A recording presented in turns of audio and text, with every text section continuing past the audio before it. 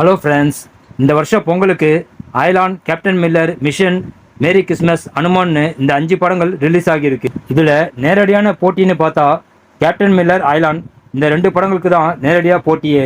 Release ஆன முதல் நாளில் கேப்டன் மில்லரா அயலானா யார் வின்னர் வாங்க இந்த வீடியோவில் பார்க்கலாம்.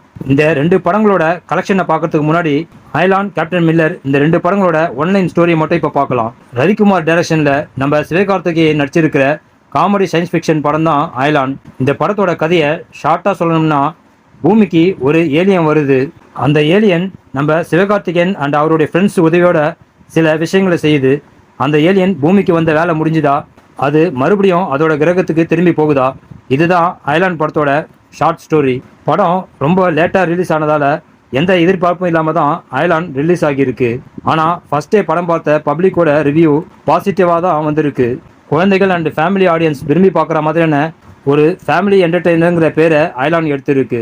இதோட ஃபர்ஸ்ட் டே கலெக்ஷன் எவ்வளோங்கிறத நாம லாஸ்ட்டாக பார்க்கலாம். அடுத்து கேப்டன் மில்லர் படத்தோட கதை என்னங்கிறத ஷார்ட்டாக இப்போ பார்க்கலாம். பீரியட் ஆக்ஷன் படமான கேப்டன் மில்லர் ஆங்கிலேயர் ஆட்சி செய்கிற டைமில் நடக்கிற மாதிரியான ஒரு கதை.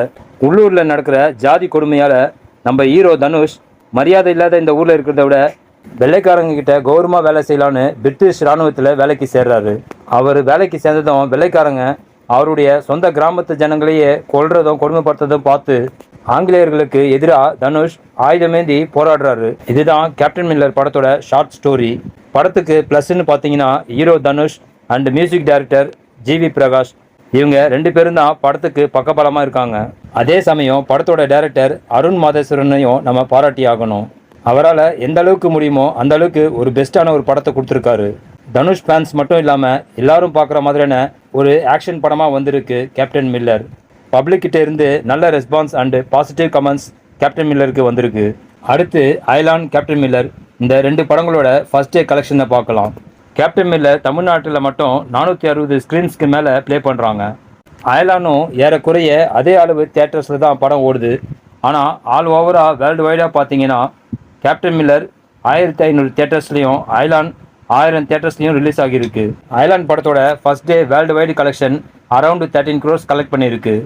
கேப்டன் மில்லர் படத்தோட first day world wide collection 15 கோடிக்கு மேலே கலெக்ட் பண்ணியிருக்கு. கேப்டன் மில்லர் படத்துக்கு பப்ளிக் கொடுத்துருக்க கிராண்ட் ஓப்பனிங்கை பார்த்து படத்தோட ப்ரொடியூசர் தியாகராஜன் ஹீரோ தனுஷை சந்தித்து அவருக்கு மாலை போட்டு வாழ்த்து தெரிவிச்சிருக்காரு. இன்னையிலேருந்து பொங்கல் ஹாலிடே ஸ்டார்ட் ஆகுறதால இந்த 2 படங்களோட வசூலும் அதிகமாகிறதுக்கு சான்சஸ் இருக்குது. ஒரு வாரத்துக்கு பிறகு தான் ஃபுல் கலெக்ஷன்ஸ் டீட்டெயில்ஸ் அஃபிஷியலாக அனௌன்ஸ் பண்ணுவாங்க. ஓகே ஃப்ரெண்ட்ஸ், அயலான், கேப்டன் மில்லர் இந்த 2 படங்களில் உங்களுக்கு எந்த படம் ரொம்ப பிடிச்சிருக்குங்கிறத கமெண்ட்டில் சொல்லுங்கள்.